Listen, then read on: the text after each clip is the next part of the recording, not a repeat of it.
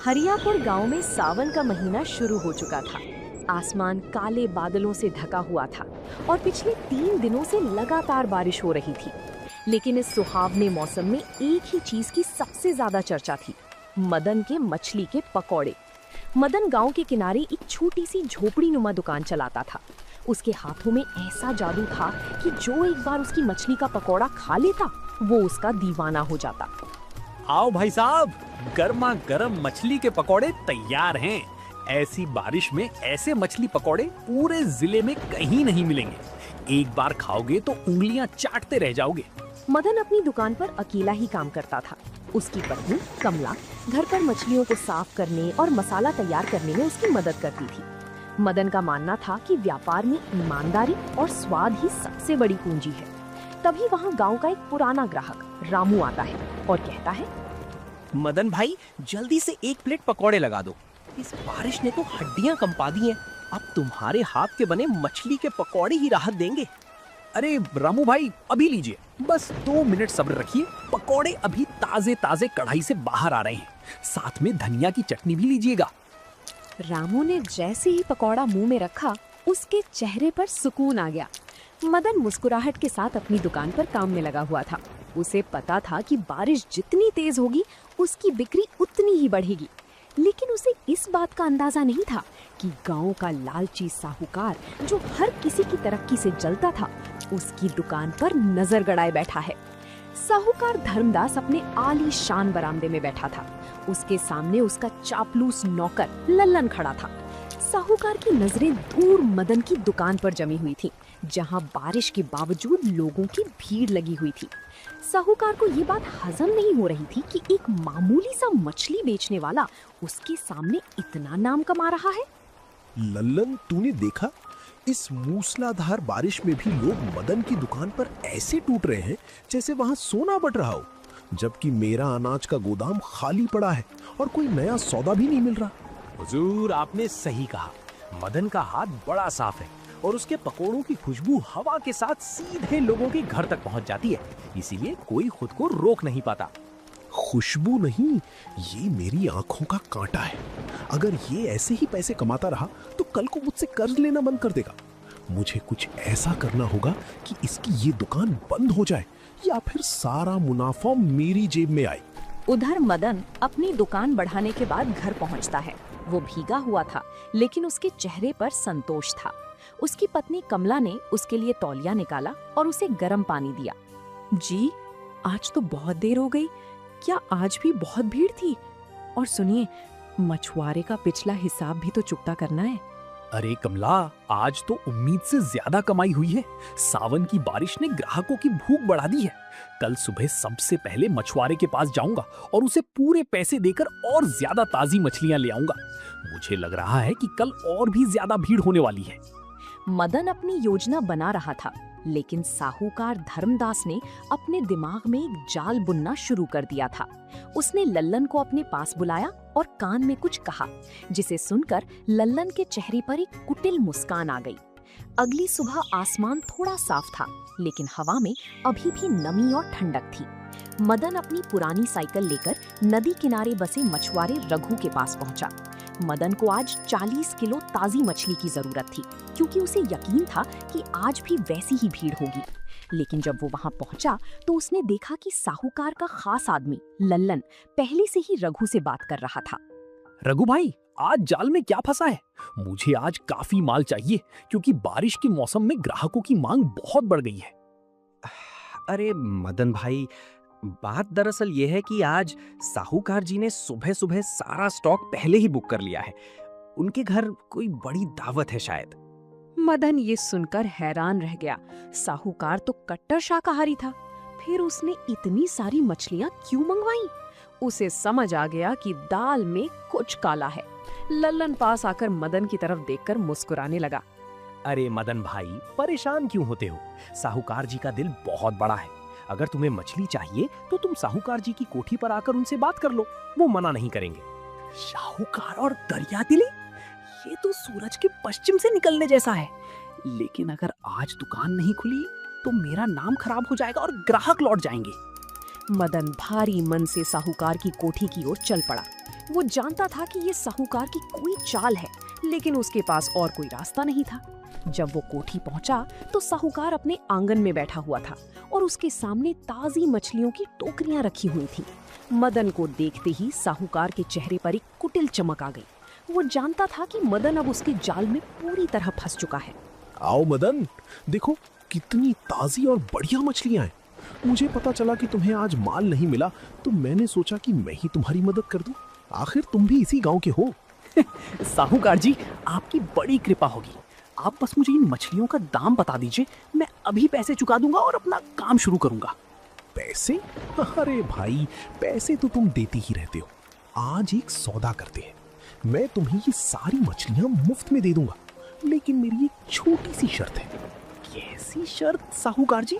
शर्त यह है कि आज तुम जितनी भी कमाई करोगे उसका आधा हिस्सा तुम्हें मुझे देना होगा, और अगर तुम ये शर्त नहीं मानते तो ये मछलियां यहीं सड़ जाएंगी, पर मैं तुम्हें एक दाना भी नहीं दूंगा। मदन अंदर से उबल रहा था। आधा मुनाफा? ये तो सरासर लूट थी। मेहनत उसकी, हुनर उसका और कमाई साहूकार की। मदन ने थोड़ी देर सोचा। उसे याद आया कि कैसे उसने मुश्किल वक्त में अपनी दुकान खड़ी की थी। उसने साहूकार की आंखों में सीधे देखते हुए जवाब दिया, साहूकार जी, मुझे मंजूर है। आप ये मछलियां मेरे ठेले तक पहुंचवा दीजिए। मैं आज शाम को आपके हिस्से के पैसे लेकर खुद कोठी पर आऊंगा। साहूकार अपनी जीत पर इतराने लगा। उसे लगा कि उसने मदन को अपने झांसे में लिया है, लेकिन मदन के दिमाग में कुछ और ही चल रहा था। वो जानता था कि ईमानदारी का धंधा कैसे किया जाता है और धोखेबाजों को सबक कैसे सिखाया जाता है। मदन मछलियां लेकर अपनी दुकान की ओर बढ़ गया, जहां बारिश एक बार फिर से शुरू होने वाली थी। मदन मछलियों की टोकरियां लेकर अपनी दुकान पर तो आ गया था, लेकिन उसका मन भारी था। उसे पता था कि अगर वो साहूकार को आधा मुनाफा देगा तो उसकी लागत भी नहीं निकलेगी। उसने घर जाकर कमला को सारी बात बताई।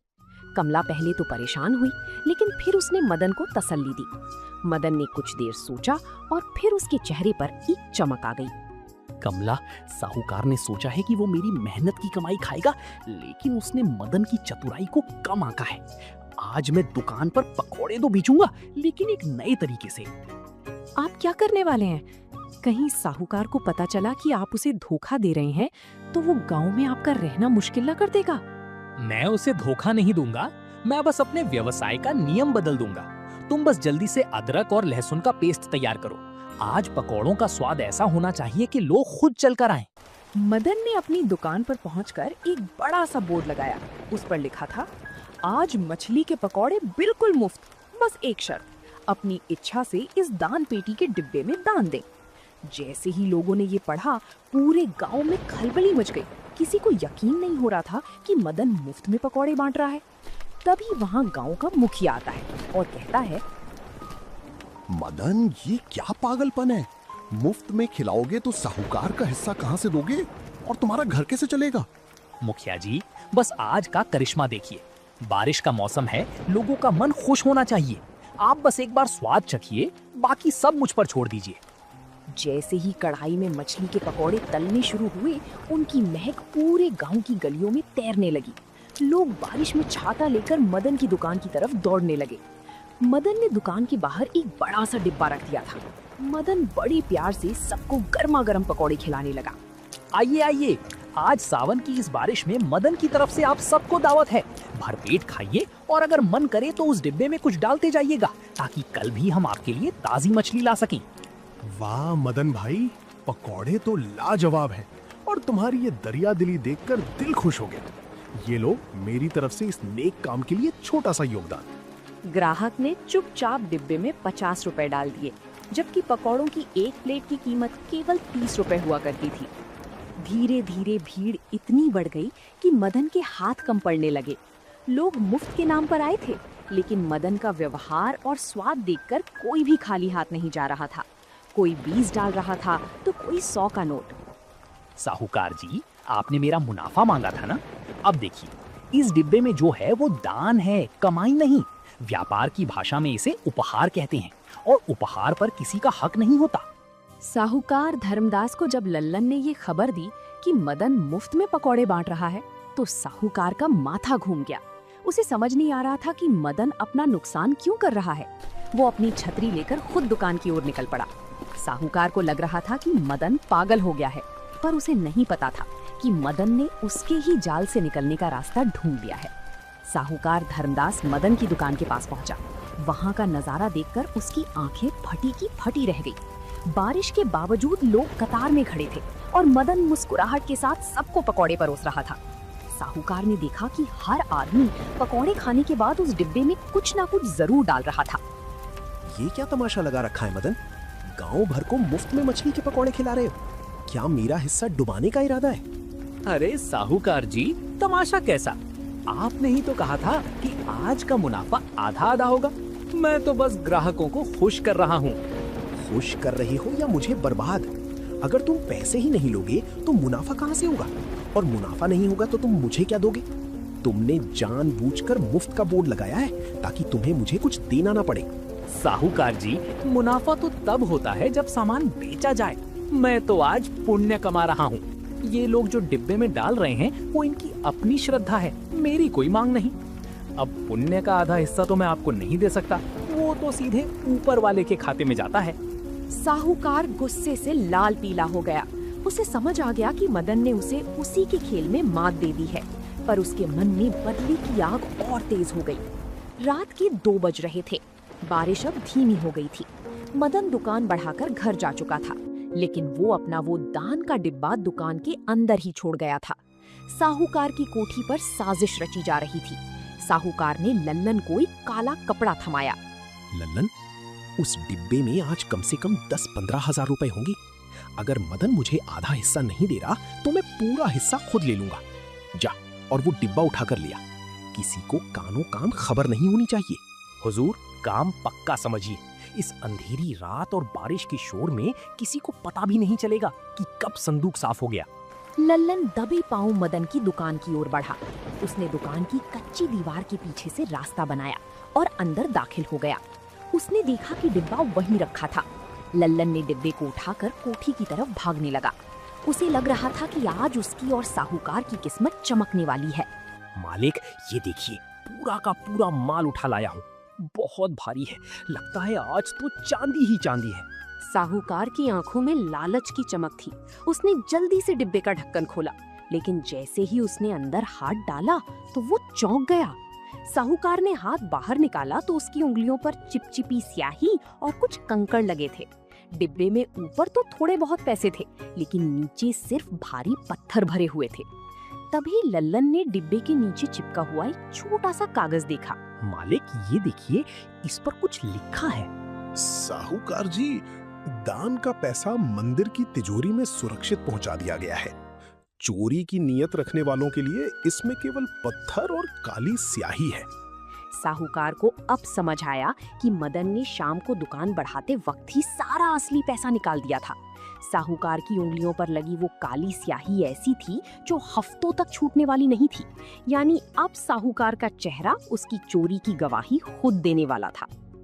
उस मछली वाले ने मुझे कहीं का नहीं छोड़ा। अब अगर मैं बाहर निकला तो लोग पूछेंगे कि हाथ काले कैसे हुए। लल्लन, जल्दी से नींबू और साबुन लेकर आ।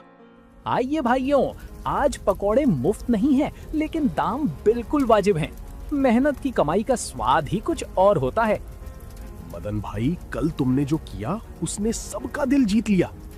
साहूकार जी आज दिखाई नहीं दे रहे। सुना है उनके हाथों में कोई अजीब बीमारी हो गई है, हाथ काले पड़ गए हैं। कर्मों की स्याही जल्दी नहीं छूटती भाई साहब। खैर, आप पकौड़ों का आनंद लीजिए। आज मैंने इसमें एक खास मसाला डाला है, ईमानदारी का मसाला। जहां एक तरफ साहूकार अपनी कोठी में बंद था, वहीं दूसरी तरफ मदन की दुकान पर ग्राहकों की भीड़ लगी हुई थी। मदन की पत्नी कमला भी आज दुकान पर उसका हाथ बटाने आई थी। दोनों मिलकर मेहनत कर रही थी। लेकिन कहानी अभी खत्म नहीं हुई थी, क्योंकि साहूकार अपमान का ये घूंट इतनी आसानी से नहीं पीने वाला था। साहूकार धर्मदास ने अपने हाथ दस्ताने से ढक लिए थे ताकि उसकी काली स्याही किसी को न दिखे। उसने अपनी ऊंची पहुंच का फायदा उठाया और गांव के मुखिया पर दबाव बनवाकर पंचायत बुलवा ली। शाम के वक्त बरगद के पेड़ के नीचे पंचायत बैठी। मदन को वहां सफाई देने के लिए बुलाया गया। साहूकार ने मुखिया के कान भर दिए थे कि मदन बिना किसी लाइसेंस और सफाई के नियमों की उल्लंघन में दुकान चला रहा है। मुखिया जी, गांव की सेहत से खिलवाड़ हो रहा है। ये मदन न जाने कैसी खराब मछलियों के पकोड़े खिला रहा है। कल इसने मुफ्त का लालच देकर पूरे गांव को बीमार करने की साजिश रची थी। मेरा मानना है कि इसकी दुकान तुरंत बंद कराई जाए और इस पर भारी जुर्माना लगे। मदन, साहूकार जी का आरोप गंभीर है।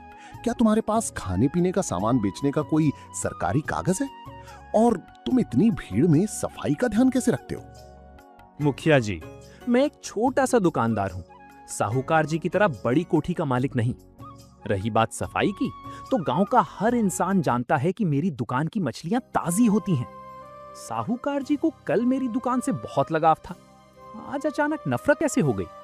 साहूकार ने एक सरकारी दिख वाला कागज मेज पर पटका। उसने कहा कि उसने शहर से जांच अधिकारी बुलाए हैं जो मदन की दुकान का मुआयना करेंगे। मदन समझ गया कि साहूकार ने अधिकारियों को पैसे देकर अपनी तरफ कर लिया होगा। पूरे गांव में सन्नाटा पसर गया।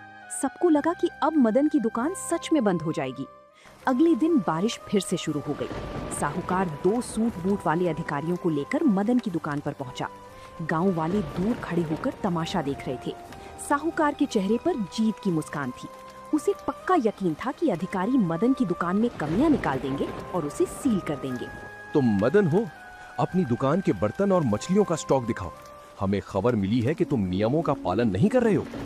साहब, मैं तो गरीब आदमी हूँ, जो कुछ है आपके सामने है, आप खुद जांच कर लीजिए। अधिकारियों ने दुकान का कोना कोना छान मारा। उन्होंने कढ़ाई का तेल चेक किया, चटनी की शुद्धता देखी और मछलियों की ताजगी की जांच की। साहूकार बगल में खड़ा होकर बार बार उन्हें इशारा कर रहा था कि कुछ गलत ढूंढें। तभी एक अधिकारी की नजर उस बर्तन पर पड़ी जिसमें मदन ने बारिश का पानी इकट्ठा करने का इंतजाम किया हुआ था, ताकि दुकान के बाहर की गंदगी साफ की जा सके। साहूकार जी, आपने हमें यहाँ क्यों बुलाया? हमने पूरे जिले में ऐसी साफ सुथरी और व्यवस्थित छोटी दुकान नहीं देखी। तेल बिल्कुल ताज़ा है और मछलियाँ आज ही की पकड़ी हुई हैं। यहाँ तक कि इन्होंने बारिश के पानी के निकास का भी बेहतरीन इंतजाम किया है। पर साहब, वो लाइसेंस? छोटे विक्रेताओं के लिए जो नियम है, मदन उनका पूरा पालन कर रहे हैं। बल्कि हमें तो इन्हें सम्मानित करना चाहिए कि इस मौसम में भी ये लोगों को शुद्ध भोजन दे रहे हैं। साहूकार का चेहरा एक बार फिर उतर गया। उसे समझ नहीं आया कि जिस अधिकारी को उसने पैसे देने का वादा किया था, उसने मदन की तरफदारी क्यों की। पंचायत और जांच में हारने के बाद साहूकार धर्मदास अपने घर में दुबक कर बैठ गया। शर्मिंदगी और गुस्से की वजह से उसकी तबीयत बिगड़ने लगी। उसे तेज बुखार हो गया और अजीब बात ये थी कि उसे कुछ भी खाने का मन नहीं कर रहा था।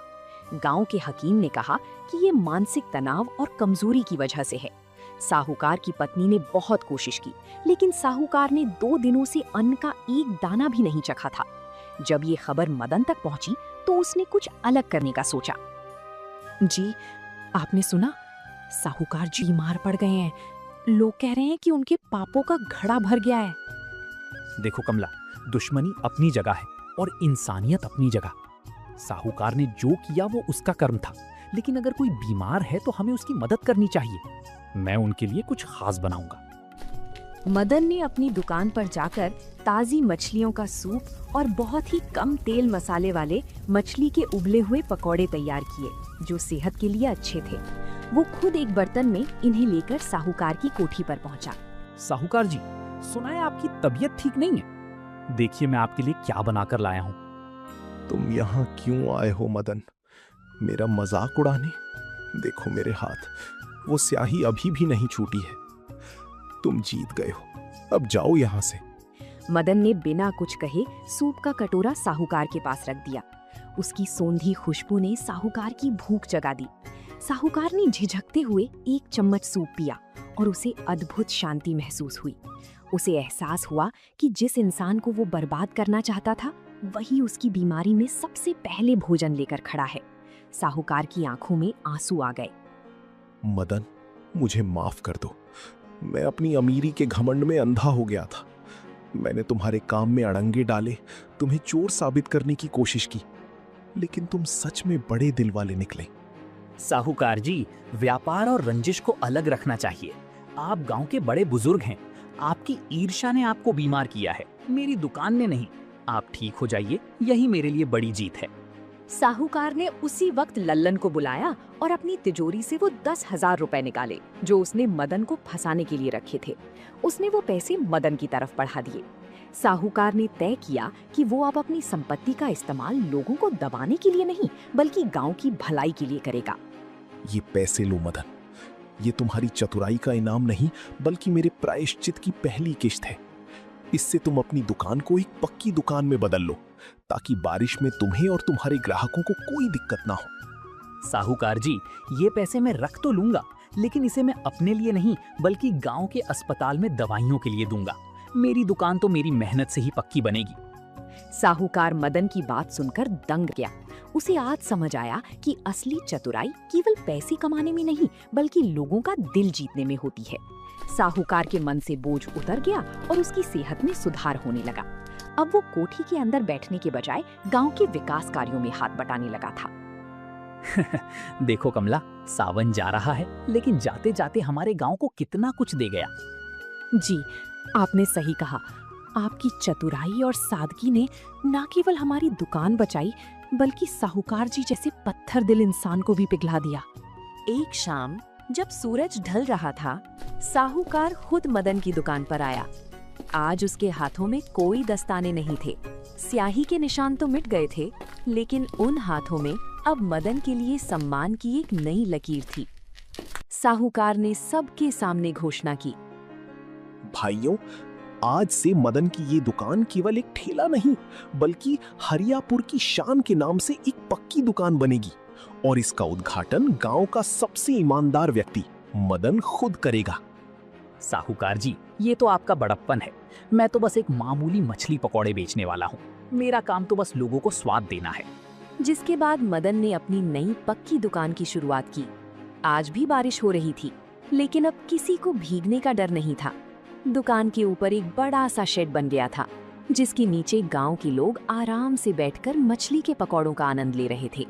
आइए भाइयों और बहनों, हरियापुर के मशहूर मदन के मछली के पकौड़े तैयार हैं। स्वाद वही, ईमानदारी नहीं।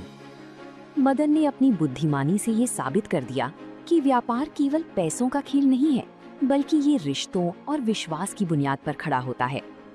तो दोस्तों, आप लोगों को ये कहानी कैसी लगी? कमेंट करके जरूर बताएं और ऐसी कहानियों को देखने के लिए वीडियो को लाइक करें और चैनल को सब्सक्राइब करें।